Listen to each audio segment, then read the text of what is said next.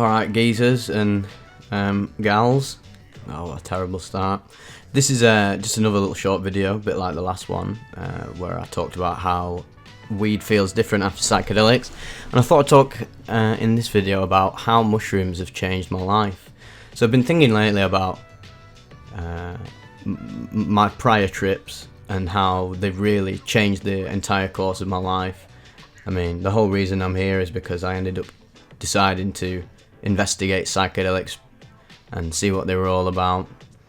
But originally, yeah, when I first got on psychedelics and say mushrooms, I was just doing them recreationally, because I was just literally just getting seshed up and going to raves and festivals and just taking loads of substances, as you do when you're a impulsive, sort of hedonistically minded teenager.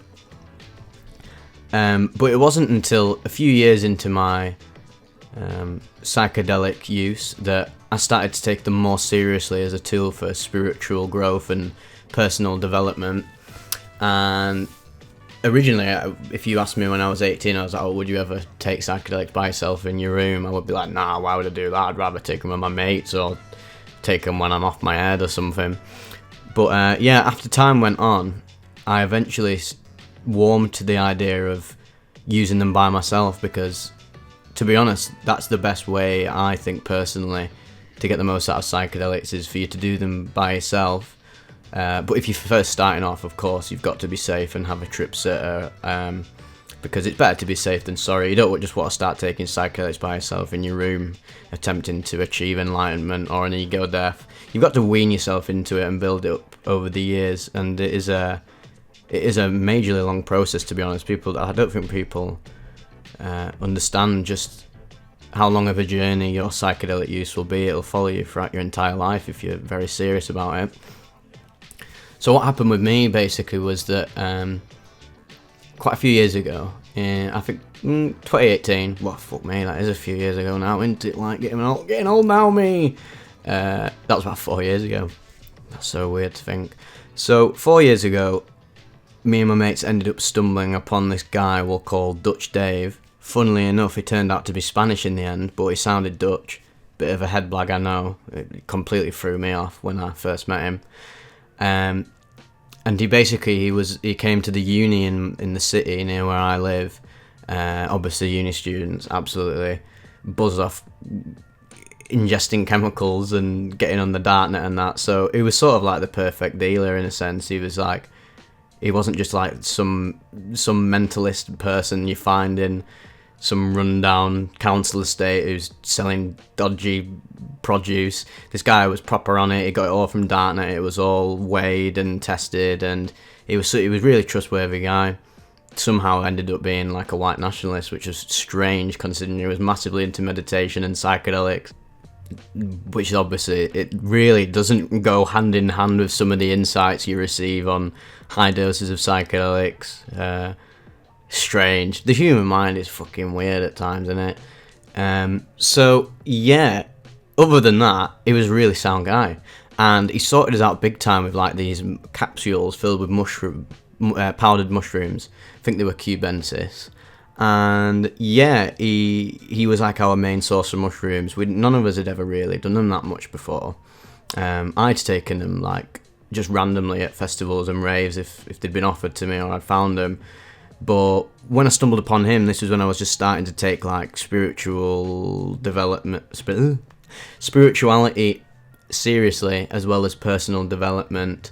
And just genuinely opening my mind to new experiences and radical mystical things that I'd just started to get a grasp from using psychedelics recreationally. When I started to because I used them recreationally so much that I had an ego death on LSD, and then that just completely destroyed my materialist paradigm, and it opened me up to all these weird possibilities and the nature of infinity and the relative notion of life, etc.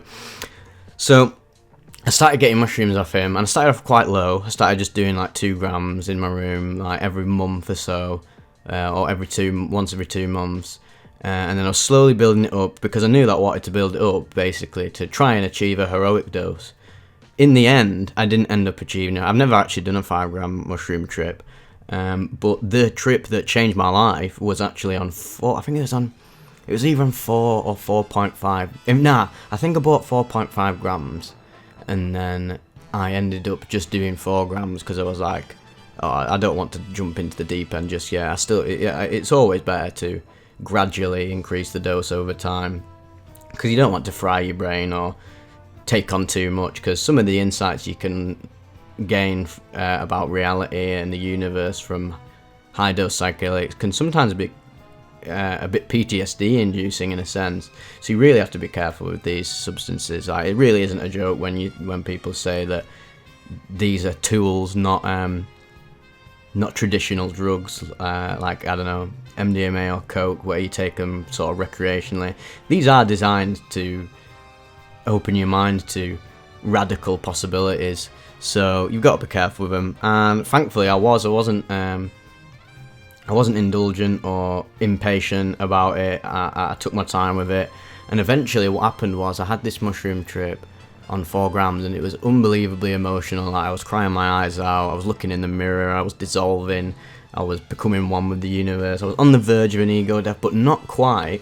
But regardless, it didn't matter that I had an ego death or not, because the day after, it completely changed my attitude towards, like, my mental and physical health. I mean, before that, I don't think I polluted my mind. Well, everyone pollutes the mind in a way, but I wasn't conscious of how I was polluting it and how I was exposing myself to, like, toxins in water or the food I eat, or just, I don't know, exposing myself to sort of toxic ideologies on the internet and getting sucked into groupthink and echo chambers and everything. And it sort of broke me out of that paradigm, that trip. It was like, wow, I have the power and the responsibility to take care of my body and my mind, and also how they interlink with each other, about how what I put in my body affects my mind, and also how what I access with my mind affects my body, because there is that symbiotic relationship between the two. So what happened was, literally the day after, I just started eating, like, proper healthy, and it's literally lasted like 4 years. I mean, I still indulge, because that's just to be human, isn't it? Sometimes you gotta treat yourself to fucking a greasy old pizza or some shit.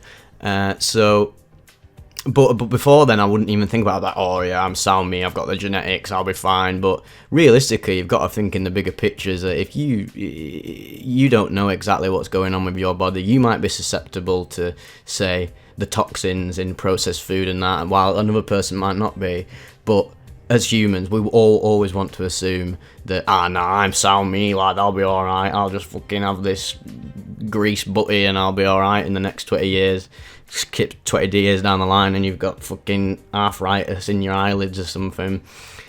So basically that really sorted me out in that way, and then I noticed massive improvements in my mental health after eating healthy, and I realised that actually maybe I was susceptible to eating shitty foods, whilst my other mates say, like, it didn't really affect them. It really was affecting me mentally and physically.